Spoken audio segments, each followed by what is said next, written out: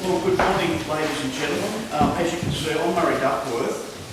Before I introduce our first session this morning, I just want to put a little advertisement out. Down on the side down there, we've got quite a number of military-related books for sale. So if you are interested in a book or a number of books, please come and see me. We do take credit card if you're interested, and I can tell you they're at very, very reasonable prices. So that's my sales pitch. But yeah, and there's also more books under the bench there if you're interested. Thank you. It's my great honour this morning to introduce our first session, which is titled Highways to a War. Our first speaker this morning is Dr Andrew Kilsby, who I suspect probably most people will know Andrew. Actually, is there anyone who doesn't know Andrew? So I won't go into too much of Andrew's bio, which is obviously available, but I can tell you that Andrew was, in fact, a graduate of RMC True. Tom before ADFA existed, I believe. So he's not a baker. And he's also a very well published author of, I think, 15 publications plus a whole lot of articles. Andrew, is that correct? So he also, as Jim mentioned this morning, he's the instigator of this weekend, of this conference. So Andrew, on behalf of all of us, thanks again.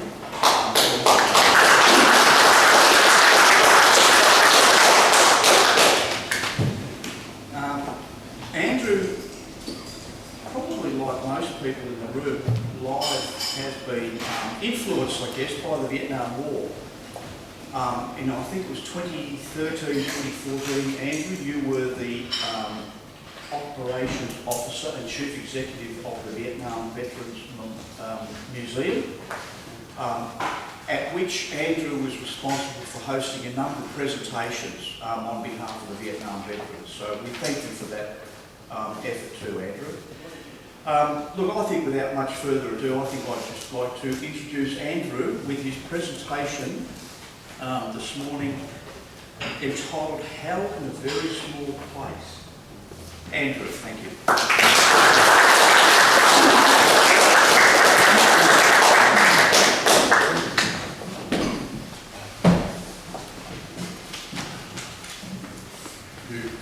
You gave me away at my age by asking that question. Well, Steve Mattner, thanks for your presentation, Steve. I had the pleasure of welcoming him to Melbourne the day before yesterday. Took him down to see Ruzi at Victoria Barracks. They don't have any old barracks in the US, so he's quite impressed with that. But interesting is that Steve started the proceedings today with the end of the Vietnam War, the post part, and I'm really starting with the preamble.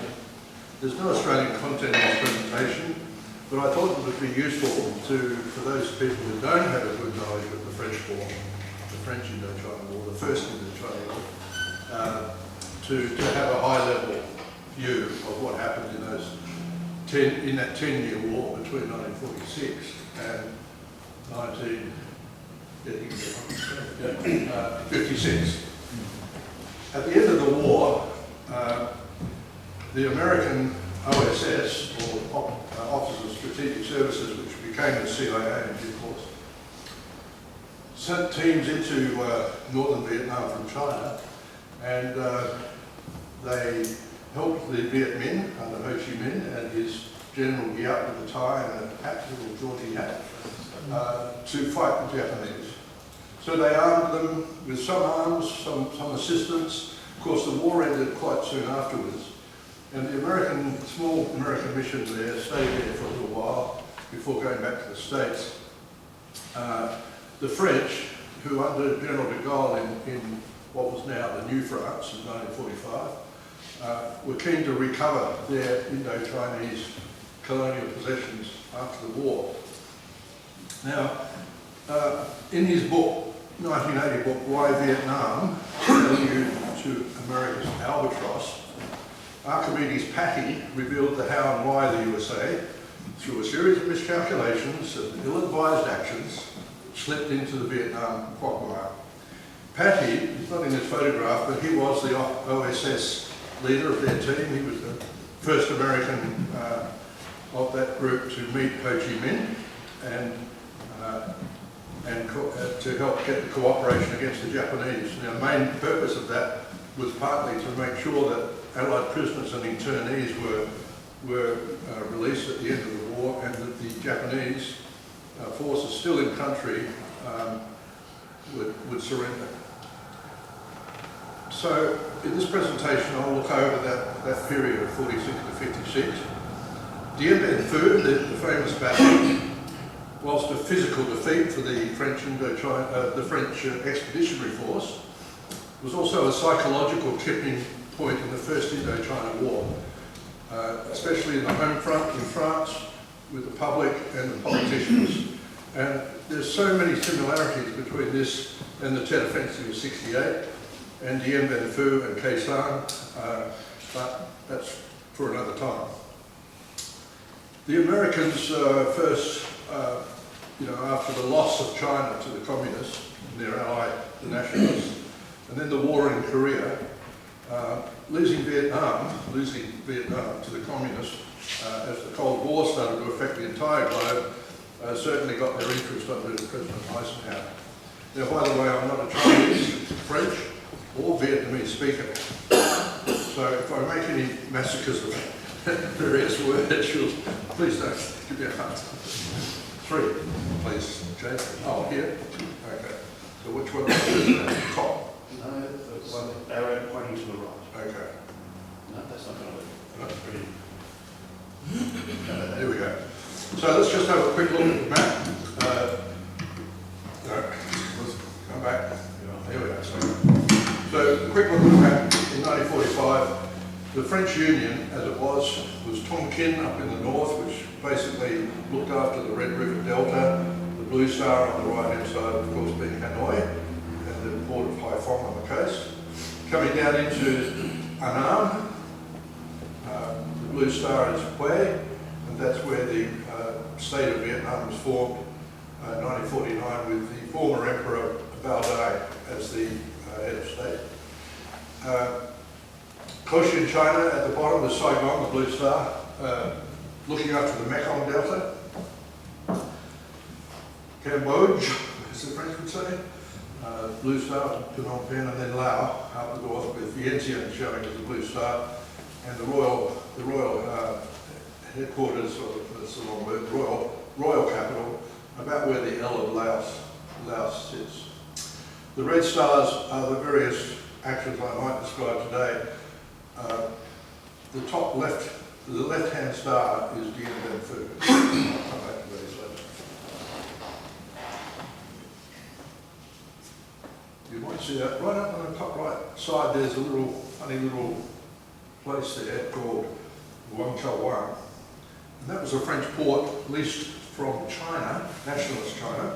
It was occupied by Japan in 1943 and handed back to China in 1946. Do you want me to do this? Or yeah, thanks. It should work. Yeah, it should work. Yeah. No. Okay. Thank you.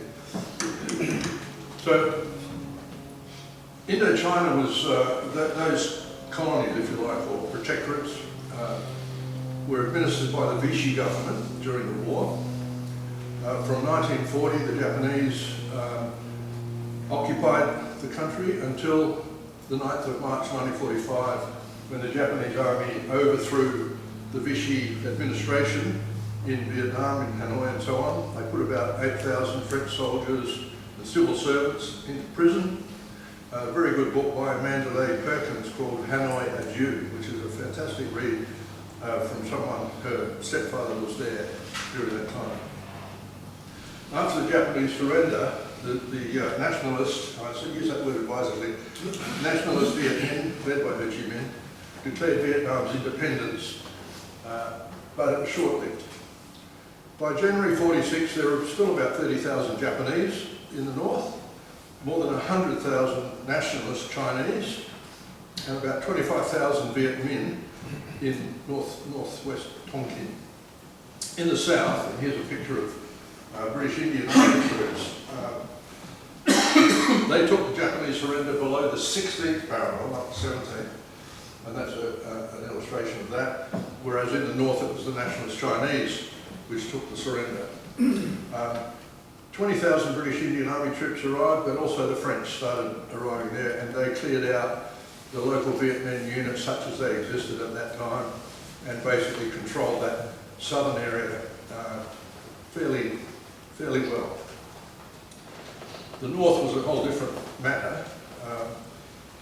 The Gaullists, not the Vichy people, but the Gaullists regarded the former Vichy administration as, if not traitors, then certainly collaborationists with the Japanese.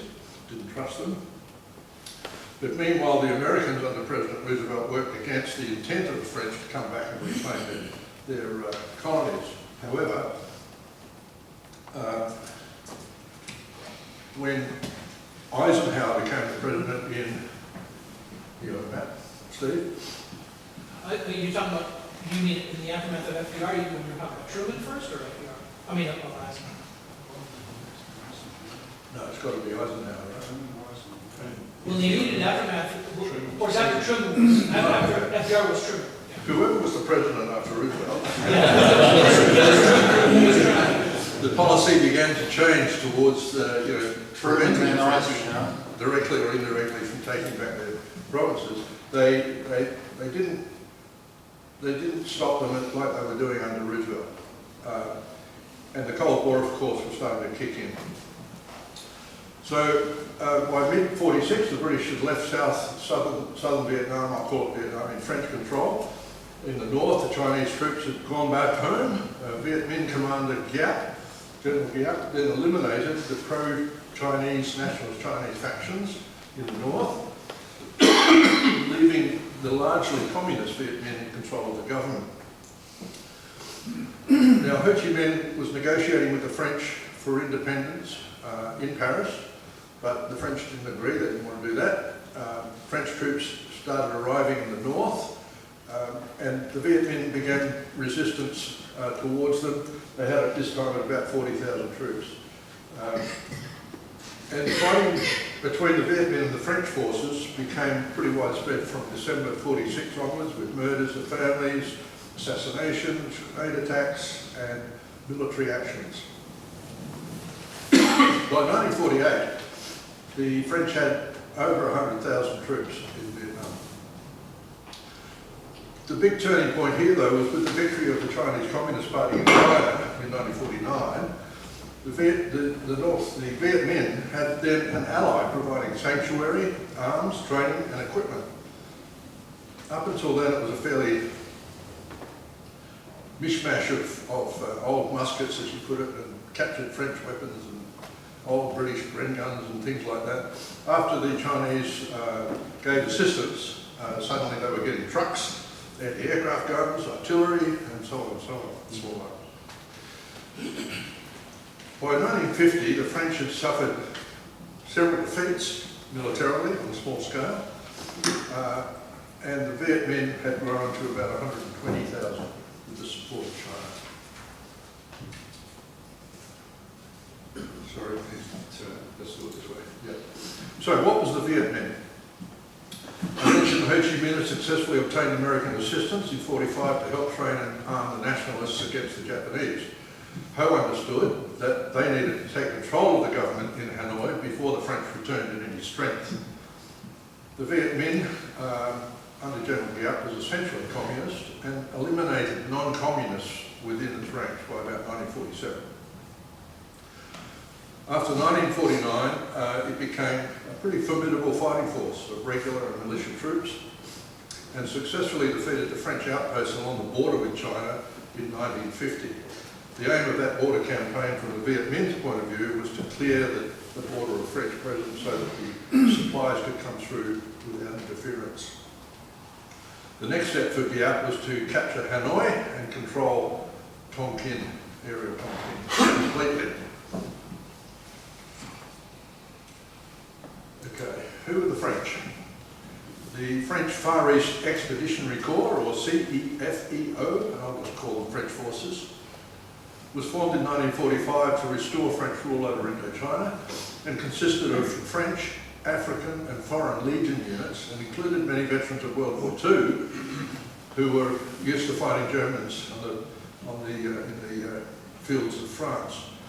Its order of battle included 2 colonial infantry divisions, an armoured division, a brigade of troops from Madagascar, French Marine Brigade, artillery and engineers, organised and equipped along US Army lines, and by 1954 it had 177,000 men in Vietnam, which included 59,000 local Vietnamese forces and tribal auxiliaries, such as the Motley Nats, Highlanders, and Thai. That's T''AI, not from Thailand. Curiously, I read a statistic that African troops made up 43% of the French forces in Vietnam. Now, I mentioned the border campaign, 1950. This was along Route Coloniale, I was going to say it in French, but I won't even try, Highway number 4, which ran from Hanoi up to several bases the French had along the border, particularly at a place called Cao Bang. French military traffic going up and down that road had been subject to an ongoing series of ambushes between 47 and 49. And then the Viet Minh, then with Chinese support of course, 1950, September 6th, it went for about 6 weeks, and they rolled up the French bases one after the other, bang, bang, bang, bang, bang, and cut off several French columns trying to retreat down Route 4. And some units, such as the 1st Foreign Legion Parachute Battalion, ceased to exist. They just got wiped out. The French lost about 6,000 casualties, all its artillery and lots of equipment. The Viet Minh just got stronger, and basically that pushed the French back to around Hanoi in the Red River Delta, where they established a series of fortified positions around Hanoi, a bit like a mini Maginot Line, but it wasn't any Maginot Line, because the Viet Minh managed to infiltrate through the gaps between the pillboxes quite happily, and the French often found themselves fighting the enemy from behind as well as in front. This was called the De Latre line after the French did. So Giat tried to break through this line and force the issue on Hanoi, but he failed. They were defeated. Also at that time the negotiations for the independence of Vietnam failed, and yet Ho's government, such as it was recognised by both China and the Soviet Union. Subsequent efforts by the French military managed to improve their situation a little, but only in the short term.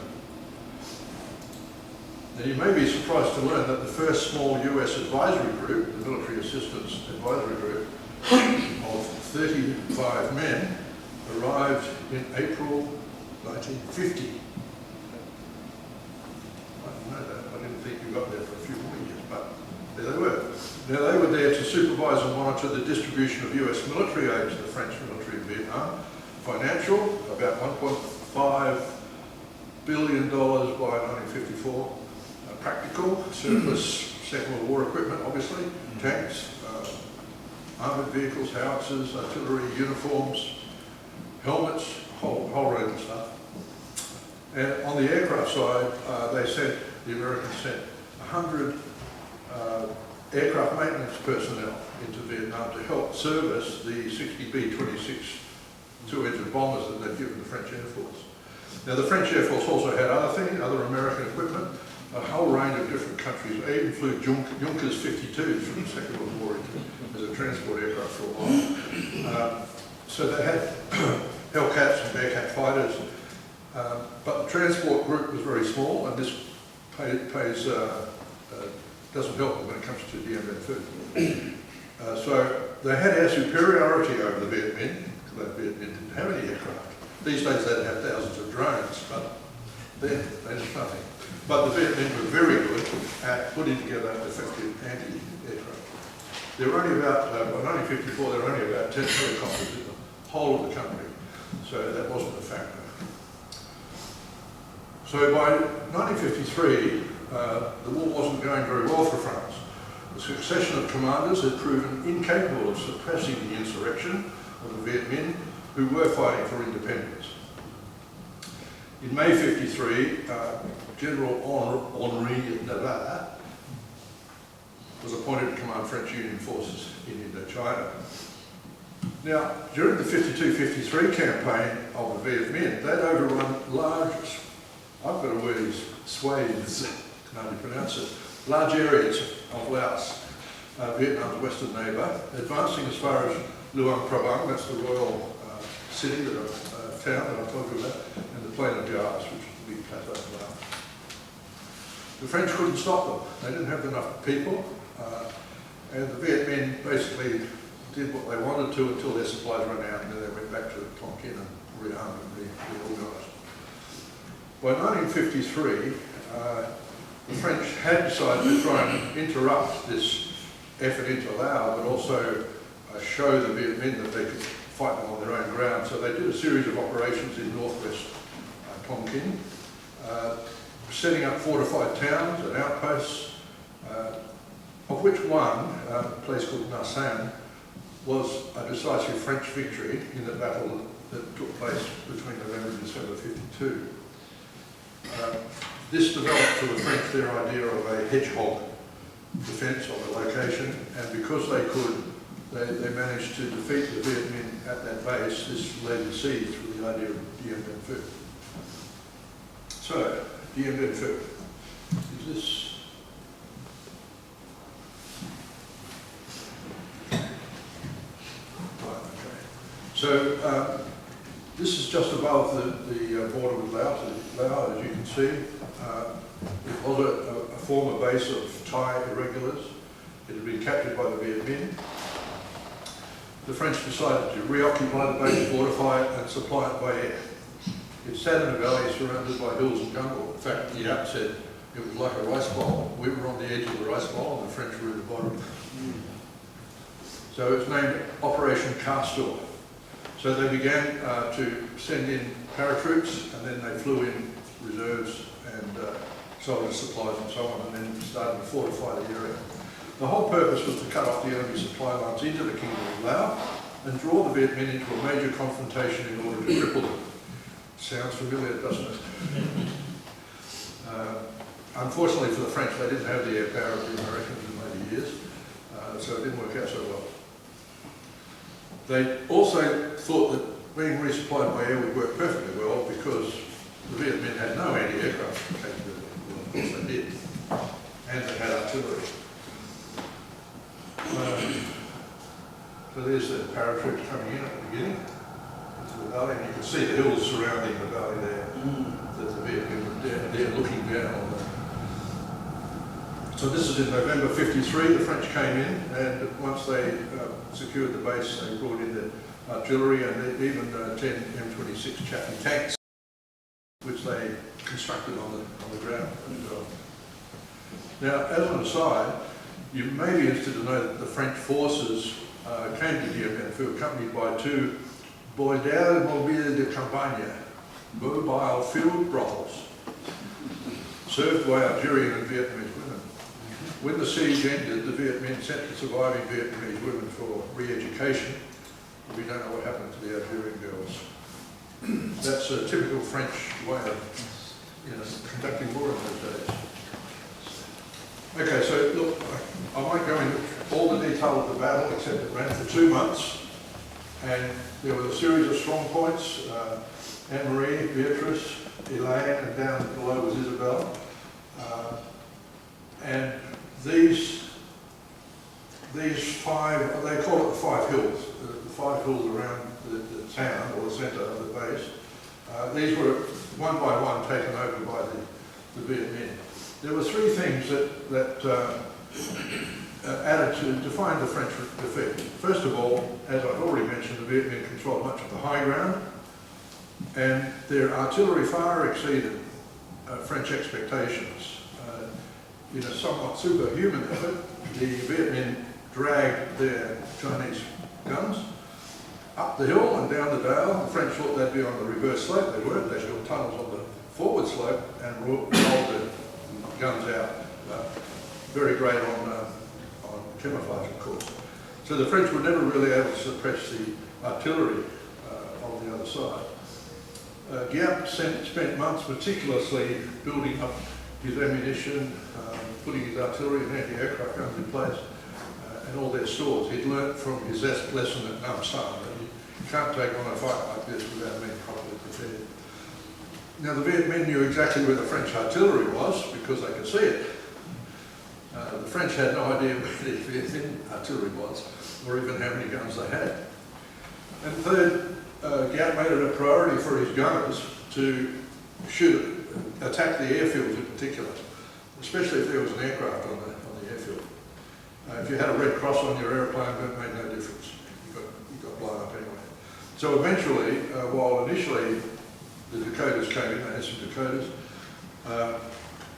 eventually they couldn't bring in the air. And the air cover that they got from the main base in Hanoi was only as good as the weather allowed. As those of you know the tropics, the wet season started early, I think about April 54. And of course the fighter aircraft, they couldn't, because of the expert camouflage that the Viet Minh used, found it very difficult to actually suppress the Viet Minh artillery. So starting in March 54, the Viet Minh began the battle with a huge artillery barrage from guns and mortars. So on the left there you see some Viet Minh troops running past some dead Frenchmen and charging on into the bunker system. On the right you can see some of the 11,000 prisoners of war that were taken by the Viet Minh.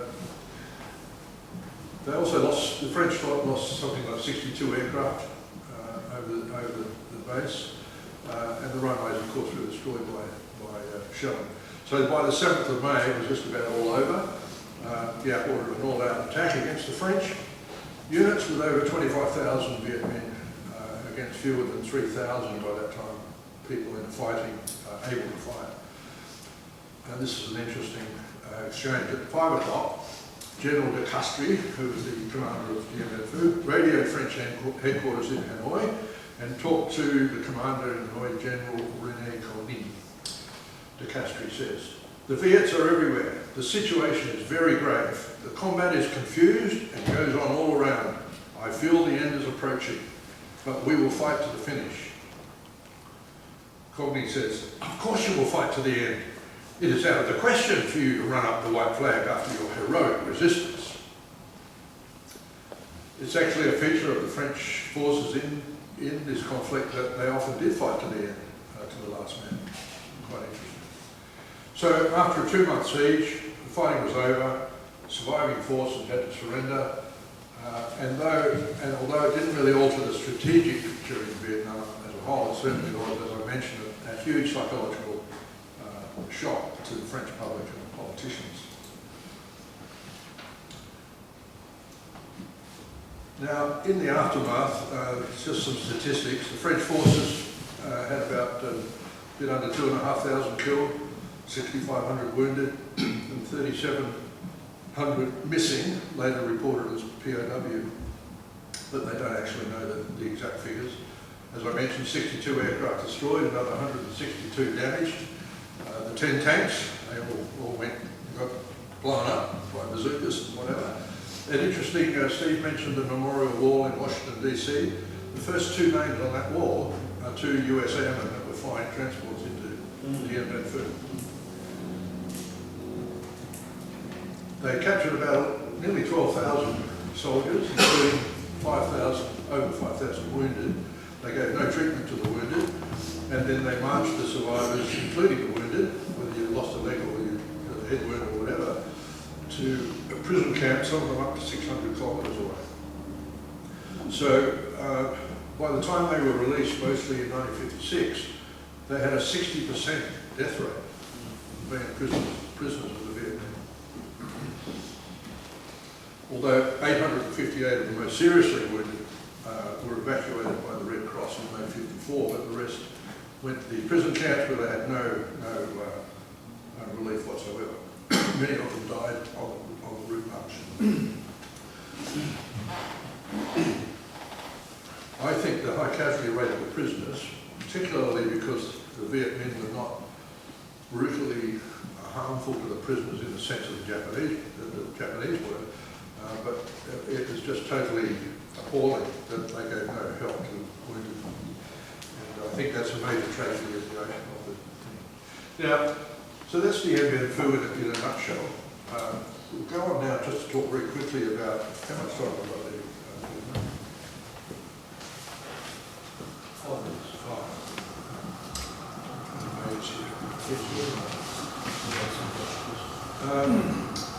This is a typical valley with a French convoy, and you see up around the middle there, it's a little bit disrupted, and that's because the Vietnamese became absolute masters of ambushing French columns.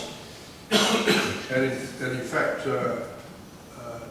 Group Mobile 100 of the French Union was ambushed in the Central Highlands, falling back to play coup, and basically got smashed. It lost 85% of its vehicles, 100% of its artillery, 68% of its signals equipment, and 50% of its crew served weapons.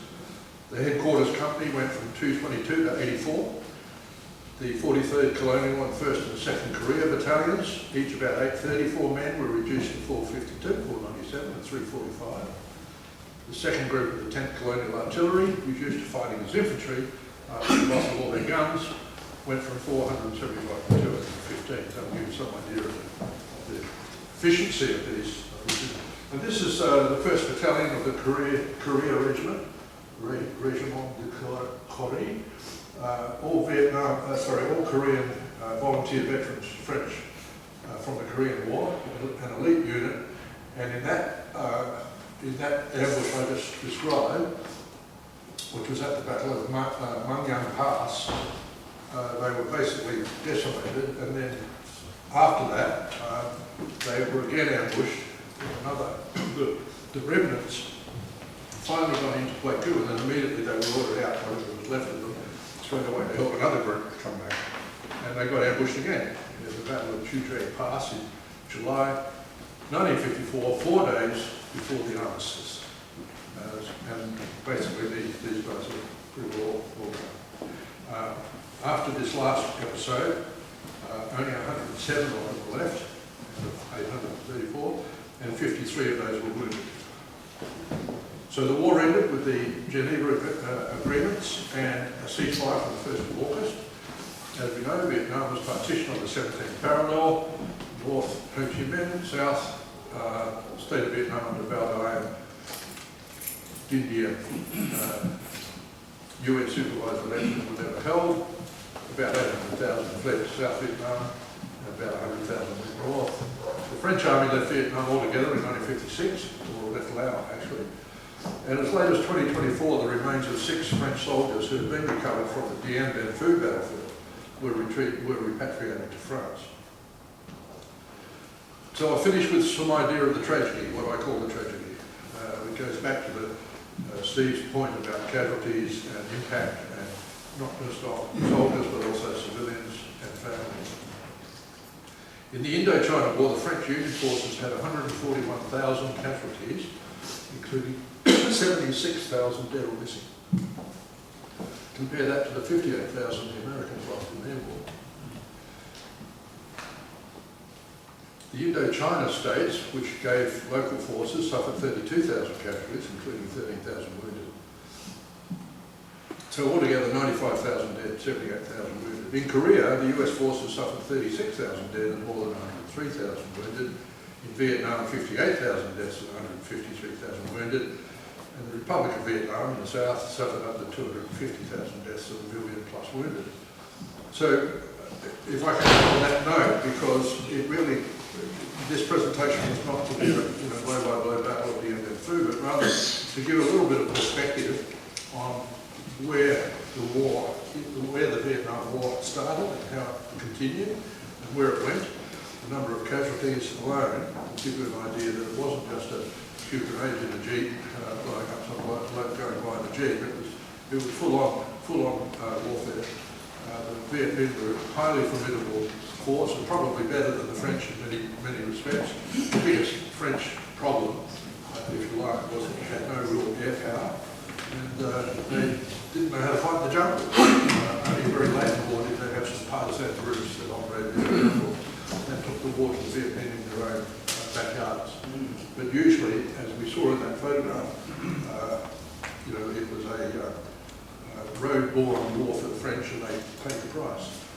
This last slide, by the way, is two views of the war. On the left, the victory of the Viet Minh, and you see them standing on what looks like a corrugated iron shelf. That's actually Nevada, the famous photograph, standing on top of Nevada's headquarters bunker. And on the right, the French view of the war, where they all sacrificed themselves for liberty.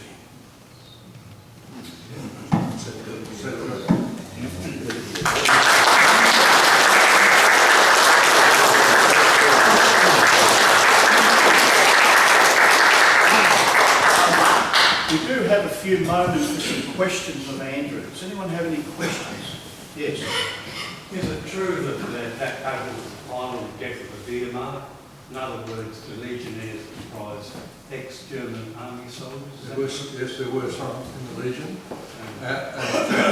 When they were in the prison camps, they managed to turn some of those German soldiers into good communists and send them back to East Germany, where they went. Similarly, the Algerian forces in particular, Moroccans and Algerians, they said to those prisoners of war, why are you fighting for the French? You shouldn't be fighting for yourself like us.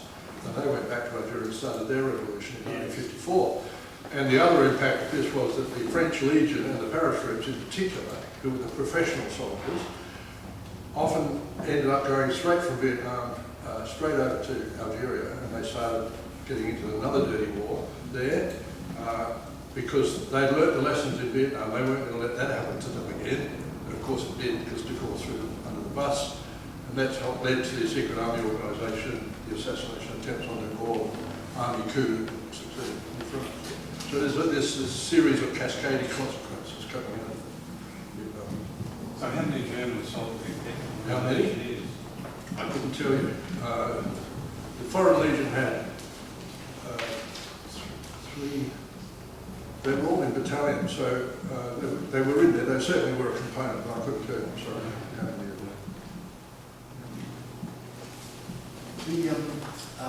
The US air support into the battle, into the support of the French, was that sort of overt US Air Force, or was it overt CIA or Americans? The maintenance crews that went in, the 100 blokes that I mentioned, they were ex-US Air Force, but they were there as US Air Force.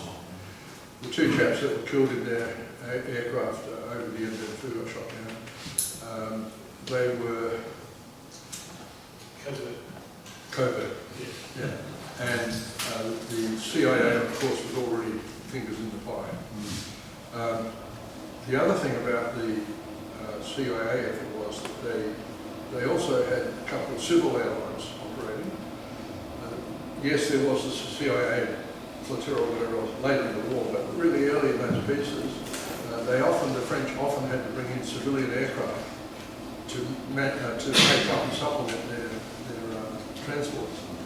And that's where these two guys got killed. Matt? I would say though that the overriding factor against air power at Dien Bien Phu was the appalling weather. The weather was absolutely disgusting. Cloud base down to practically zero. No one could fly in or out. No, that's and right. the people who did fly in did in little breaks here and there in the bad weather. You know, the skies opened up a little bit, and then they went. So the two guys who did get killed were probably in one of those sorts of operations, but there was no air power able to get through to supply Dien Bien Phu full stop. Yeah, certainly the monsoon season came a little early that year, like April. And they often talk, the ground forces often talk about this tremendous fog that they have in the north, where it's down to ground zero, you can't see your hands in front of you. And of course the Viet Minh took great advantage of that. And the Viet Minh actually tunnelled and built trenches into the French positions like old World War I fortress warfare. And they used that fog to great advantage to not only do attacks but also move things around and pull the wounded out and so on. I didn't mention their casualties, they had a lot of casualties too, of course, but I don't think even the North Vietnamese know exactly how many. I was, whilst at the Reserve Command Staff College, I was being lectured by a man, now dead, Lieutenant Colonel Sky Boylo. He was the director of the School of Officer Command Army School of Intelligence. And we were looking at this battle amongst others and picking them to pieces and so forth and so on. What he mentioned is what you just said, that is that the Viet Minh were moving forward and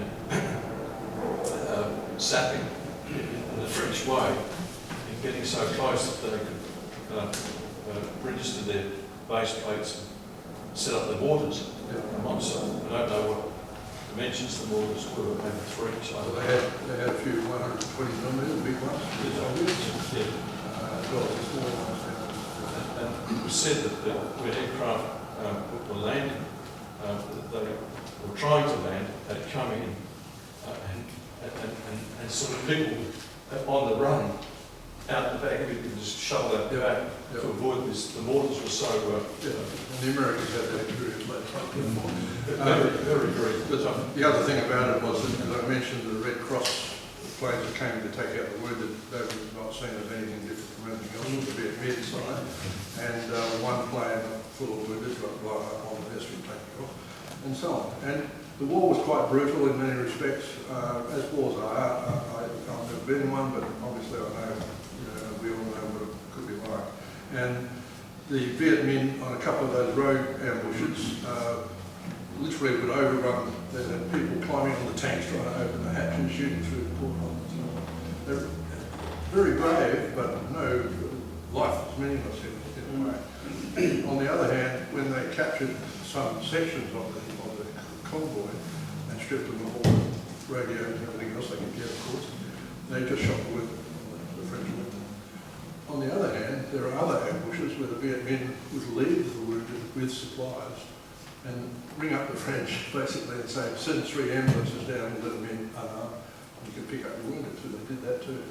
So this is the horrible tragedy, that the French, if they weren't so stubborn about Vietnam's independence and the Viet Minh perhaps didn't have the help of the Chinese communists and so on, it might have been a whole different story. But that's history. Quick one for you. Taking back to the Americans, Americans, supported, as I understand it, supported the French. 40, 50, 60% of their funding came from America anyway. How close did they come to getting, at the point where they realised Dien Bien Phu was going to fall and 10,000 to 12,000 people, major Western defeat, how close did the Americans come to getting actually physically involved? Well, the French were appealing desperately to the Americans to come in and support, particularly with air power. And the Americans didn't do it because of the very reasons, why do we want to get into another big war now that Communist China lost China? And at the same time, you've got to remember what else was going on. The Korean War was going on 51 to 53, and that was certainly the main emphasis for the Americans, the U.S. forces. And Sukarno was in Indonesia, flirting with the Communist Party. I mean, from the American point of view, they had a lot of things going on around the world. The Soviet Union threatening to invade the West. So at that time, they didn't want to get involved. But the policy slowly changed. And we were in there ourselves in '62. It wasn't all that long afterwards, only 6 years later. So the Americans, did they have the capacity? They did what they could at the time. But during the Second World War, they actually stopped the French from getting into the north with agents. The RAF used to fly them in via China in British uniform, so the Americans wouldn't know they had French agents on board to drop into the Vietnam. And probably isn't time now, sorry, but post Dien Bien Phu, we had the Geneva Accords. Is that going to be covered in this program? Because I think that's an integral part of the history. No, I'm sorry, because we moved from the past or the preamble straight into the war itself. So, yeah, but it's, I mean, you could spend a 2-day conference just on French war alone and everything else, but suffice to say that the soldiers in the field felt betrayed by the politicians back in France, and they weren't recognised as having done a very difficult job. And as I said, that led to a series of consequences in French politics as well. The Vietnamese released most of the prisoners in 1956. Some of those prisoners have been there since 1950 because they've been captured on Route 4. But some of them weren't released for ages because some of them were there for 16 years because the Vietnamese said, well, we're not going to release prisoners, you give us compensation. So it's like you're right. Ladies and gentlemen, we will cut the questions there because we do have other speakers, but please join with me in thanking Andrew.